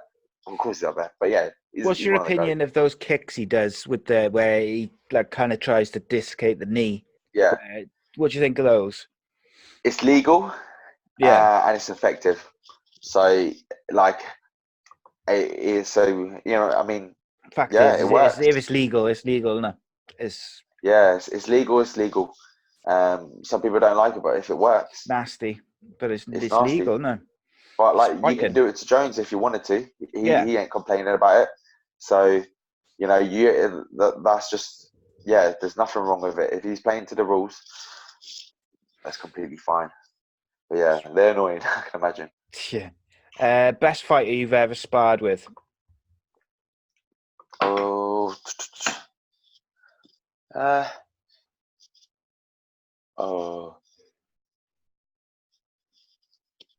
There's so many. I've sparred with so many. So I've been up and down the country. Now I wouldn't say this not being biased or anything, Yeah. but I do think my coach Danny Batten is one of them. He'd be loving it when I say that. But why I'm saying that because it's what the things that grab me about a fight. Because so I've been to some gyms and I've sparred some guys, and their bodies are tuned up like a sport car. Like they physically could they're superior. But athleticism will leave you in half a year. Do you see what I'm saying? Of course, some people are genetically best, but what really gets me is how some people will not be the most physical people in the world, but they can still beat someone with all the advantages on their side. So when I see someone like Danny and Lee Dosky is one as well, like they're proper veterans. There's a certain darkness to their game, like because they've seen and done it all. So Yeah. it would actually be like the veteran people that I've sparred with. So I'm Okay. actually gonna say like it's the veterans. It's Danny Batten and I would say someone like Lee Dosky, and like they weren't like the most famous fighters when they were fighting or nothing like Yeah. that, but they know they know that they're so rich in experience. So it's them. Like, because I go to some gyms and there's some guys that are just athletic specimens, but it's so hard to deal with and they're so dangerous. But that's from my experience in the game, that's not what's impressive to me. And it's still, of course, it's impressive, but it's your understanding, of the game. Yeah, I like that answer actually. Yeah. That's a good No, one. because it's true. I mean, I call out loads of sensational fighters. I've been up to Manchester, to Scotland, to Nottingham, all over the country, spawned really good guys, really good and current fighters, but it's the veterans of the sport. They're the best. And they must look at us fighters too as we're coming up on our journeys. You see like the phases people go through in their heads. Because even I'm at it now. Sometimes I turn up to these weigh-ins and everyone's acting tough and that. You got to hold yourself right. I'm thinking, oh gosh, you're just so dumb, just a bunch of meatheads. That's how I feel about a lot of these fighters. It's like, Yeah. oh, yeah, so what? You made you're in shape. But like, there's so much more to it. There's such a deeper level to the sport. And the martial arts is actually now, as I've gotten older, it's more. Now I'm in my late 20s, I see it as everything. It's who you are as a person. It's not just you turning up on the show night, which that's what's on my mind now. That's what matters now. I'm very, what I want and what I will do is I'm going to go get a world title, and I'm looking at Bellator right now because that's who I'm working with. Yeah. So, this next fight's going to make everything so much more clearer for me. But no, the martial arts is everything. It's how you hold yourself, how you deal with people, and you're always, always, always learning. So, yeah. Cool. Where do you see yourself in 5 years? 5 years, Bellator world title, mum's mortgage paid off, my own house. Nah, but yeah, I'll definitely, I'll be doing financially well, and I want a world title. That's Yeah. what I'm saying. And that's not even unrealistic. I'm on the world's biggest platforms now. So 5 years from now, I'll be doing financially very well for myself, and and then because I want to take on other responsibilities as well, but I don't want to knock this on the head. So I have to start getting paid well now, and Yeah. and I will get a world title. Like, I'm not in it just for like a little runabout to say I'm fighting. No, I'm really about it. So I'm going for a world title, and it needs to be paying me well. The thing is, And I have to prove myself worthy too. So I will be of that value, and I'm always working on it right now. I think in the fighting, particularly, is you can get that ascension to the title picture real quick. It just takes like that stringing a couple of victories together, get that big fight, win the big fight, and then suddenly you're in that conversation. Yeah, it can happen within 5 years. Oh, absolutely, even quicker, mate. I think. Yeah, definitely. 5 years is perfect. So I really have to, right now I've got to go now. Yeah. Go now with it, and Like just enjoy the process. How many times do you think, or how many in your head? How many times do you think you'd like to fight next year? 3 to 4. Yeah, like four. I'd love that. Yeah. Yeah. Cool. And I want the good fights. Good fights. I'm so grateful for this next one I've got coming up. It's such a good fight. It's going to be so entertaining. So. Yeah, I feel like apart from obviously the fact that you lost that fight, this last one, I feel like I've learned from it though. I feel like that it also bothered you that it wasn't entertaining, and it was like. And it was not what I expected myself, not what people expect from me. It's just not me. Yeah. Just what I'm saying. But I've learned from it. So when I learn, you've heard that a million times, but it's just the truth, So. Okay.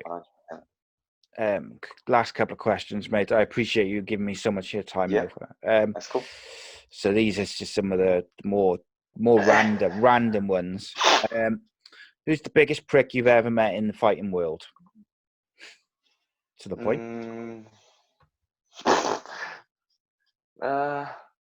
Oh, you can't be getting me to call people out, can you? I can name quite a few of them. Well, this guy, he sends this troublemaker? question to every fighter. It's like he's like trying to stir it up, I reckon. I bet he's probably some troll who's messaged me on Instagram before. That's a hard one. So many promoters, so many Is there fighters. many dodgy promoters in MMA? Like with boxing, there's a lot, isn't there? But is there some in MMA? I haven't rubbed shoulders with them though. I haven't really rubbed shoulders with them. Is that more like in the sort of the amateur kind of picture rather than the professional, or is it in all walks of the sport? I think it doesn't, whether it's MMA or not. There's always people that are in it for the wrong reasons and whatnot. Yeah, like the local kind of shows, I would assume, rather than the bigger companies. I would assume. I mean, Maybe I'm wrong. Yeah. Okay. Most famous person in your phone?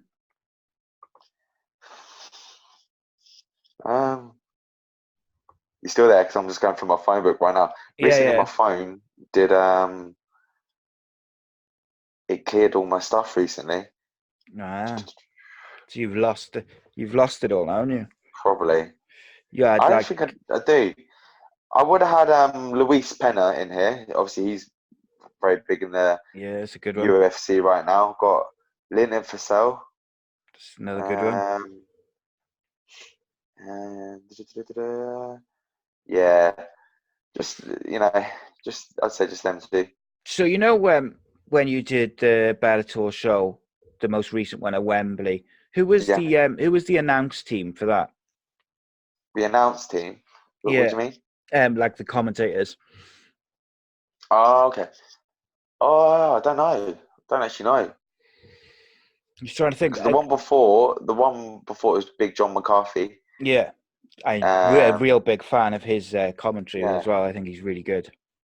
yeah. I don't actually know who that was. Because Josh Thompson was there that night, but I don't think he was There's commenting. there's a guy who works for Bellator Yeah. as one of the commentators called Mauro Oh, I'll tell you Ranello. who one of the biggest pricks is.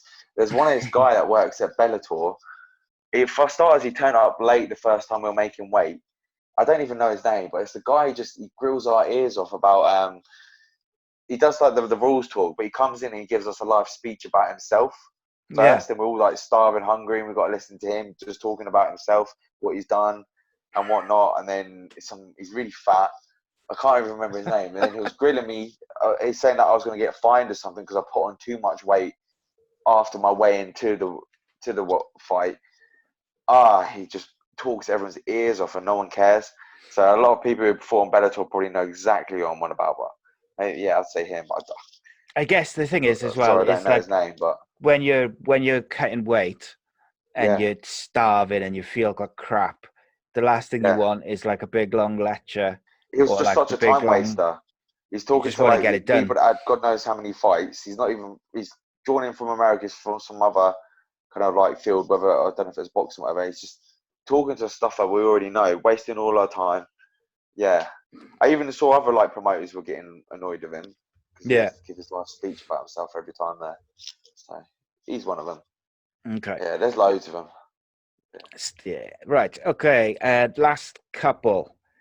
Uh, if you could fight someone from a different weight class, any Yeah. weight class, anyone in the world, any company, who would you fight?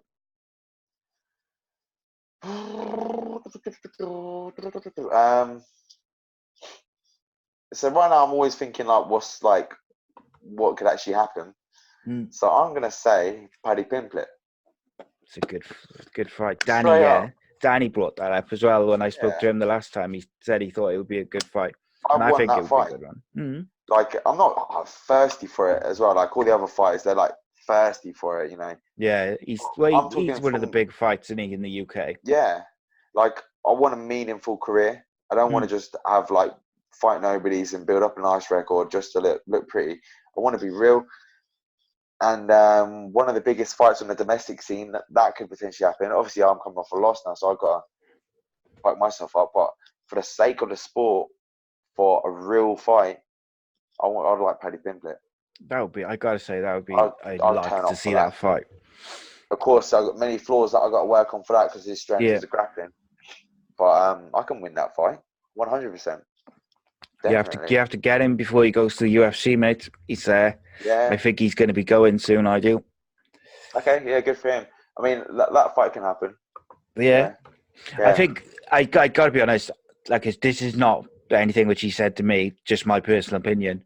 That Yeah. I think if he had had this fight, which got called off, I Yeah. think he would have been gone to UFC in Yeah. 2020. But I think the fact that that one got called off, he's Yeah. fighting on the London card, the Cage Warriors Yeah. London. I think it's I was looking at March. that card as well too Some big before that names on there, opportunity isn't come there? through.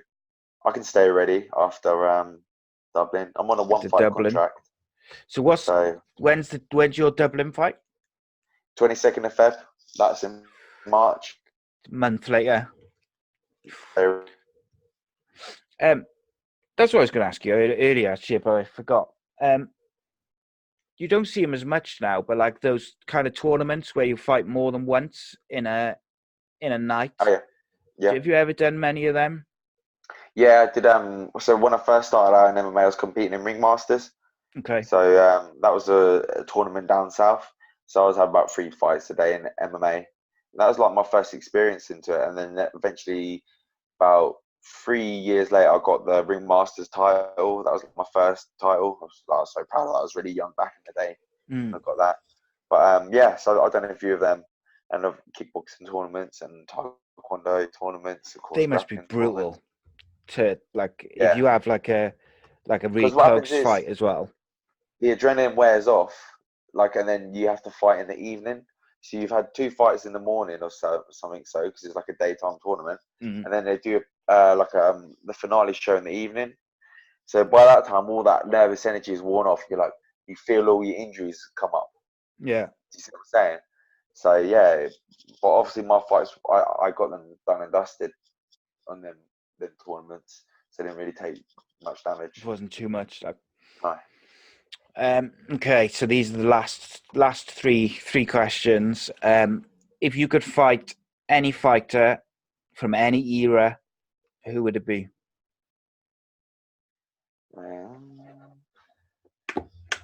Okay, that's a good fight. Not good fight, good question. I need to think about that.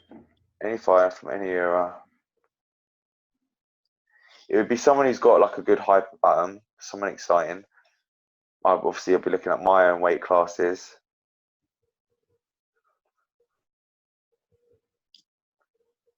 Um, Conor McGregor's that money fight, isn't it? oh yeah, no, yeah, Everyone, come on, yeah, everyone says that. Everyone says yeah, Conor because it's like that's like the fight, isn't it? yeah, yeah. Let's go with that. Him and Aldo, one and two. That UFC card on Saturday is unbelievable. Yeah, Aldo's fighting on that. I can't wait for that that. bantamweight. Yeah, It's gonna be an amazing show. And then I get to yeah, talk about it with Danny on Sunday. yeah. It's hard He was life, isn't it? incredible, Aldo. Didn't get enough credit for Yeah, what he his doesn't, career does really he? meant. No, No. had one downfall and everyone forgot about him. One of the most notorious fighters in that He division. was a Period. What he killer did. though. He's a killer for Yeah, years, wasn't he?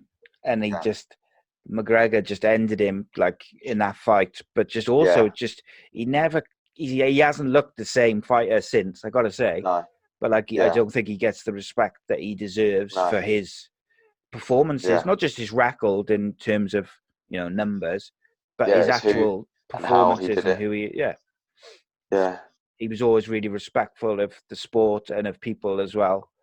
Um, yeah, and I just I feel bad for him. Okay, so this final question from Peaches. She asked Jack Shaw this as well. What's the yeah. worst thing you've ever done? The worst thing I've ever done, Yeah,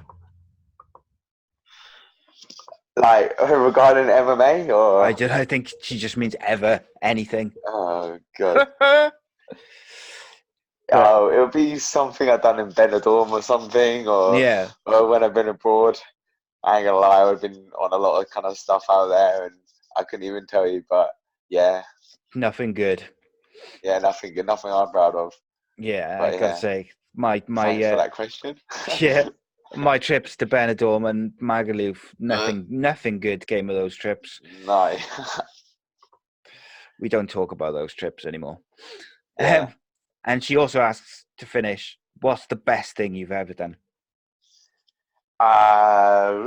Best thing I've ever done. Um, I guess once I was a waiter, like this is one, I guess, good thing I done. Someone was choking, and he genuinely was choking to death. Mm. So like I was in the inside and someone come in and was like, oh, I need a first aid, I need a first aider, and everyone was standing around this guy panicking. He was panicking, and like all the people were panicking around him, which made it worse. His missus was sitting opposite him, and she was hysterical, crying, and he was blue. And I just went up and I was like, I stand up, stand up. I did the Heimlich maneuver, like, but I generally like he was as got behind, like he become really heavy. I was like, he's about Yeah, to go, so I went Jesus. just went for it, and that he threw up on the floor. but then like all the energy come back into his body when he got that first kind of air going. So I guess that's a nice thing I did. But that's good. You saved someone's life. Like that's don't get much better. It's the yin and the yang, isn't it? I'm trying to take it from some guy in February, but later down the line, I'll give it back to someone else. I can't fault you. Okay, so Tom, tell the people where they can find you on social media and Twitter or Facebook, Instagram, wherever you are. So I'm not really using Twitter, but I'm on Twitter, Tom Mearns, but they might have even deleted that account now, I'm not too sure. So Thomas Mearns on Instagram and Tom Mearns on Facebook. So I recommend follow my Instagram, Thomas Mearns. Keep up to date with all the fights and that. Yeah, I got to get an Instagram account for the podcast, but I just... Yeah, definitely. I keep forgetting and then I never get around to it. Guys, you can follow me on Twitter at ACEcast_nation and Facebook.com/ACEcastNation, all one word. I post all the guests and shows and everything which are either being released or coming up. Obviously, with these unscripted and uncensored shows, I'm always adding upcoming guests so people can send in the questions. We have the weekly football show with Andy Campbell, where we discuss the championship and other footballing stories every week, which is out on a Wednesday. We have the Danny Batten MMA show, which I'm going to be recording in a couple of days following the big UFC card on the weekend. Just podcasts all the time, every day. Former Premier League referee Jeff Winters is the next guest on Unscripted and Uncensored. And we've got Jack Shaw, Brett Johns, loads of people, and I'm going to nag Tom to get him to get some of his BST buddies on as well. Oh yeah, and we'll get some more people on. So Tom, thank you very much, mate, for joining me, and thank you for giving me so much of your time. I didn't even know how long we've been doing it, but it's been a long one, and I appreciate it massively, mate. Yeah, it's been a lot of fun. I'll be back on with that Bellator title. Yeah, I won that first exclusive, and then when you win in Dublin, you can mention Ace Podcast Nation on national TV. I don't mind. Oh yeah, I'll allow you. It's fine. Yeah. I'm only playing, mate. I appreciate you coming on, mate. And guys, we'll see you next time for the next episode. Please drop a comment on the video, like it, and subscribe to the YouTube channel, because that's the quickest and fastest way, best way to support us. But see you next time. Take care, Simon. Cheers, mate. Thank you.